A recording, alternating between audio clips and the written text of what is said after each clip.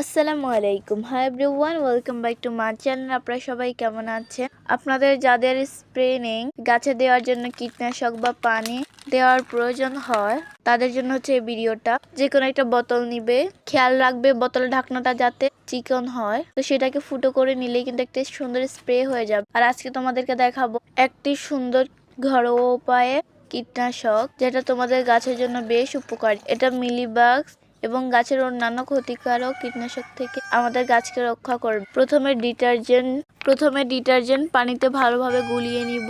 এরপর আগে থেকে ভিজানো চা পাতার পানি অ্যাড করব এখানে, আর কিছু হলুদের গুঁড়ো দিব।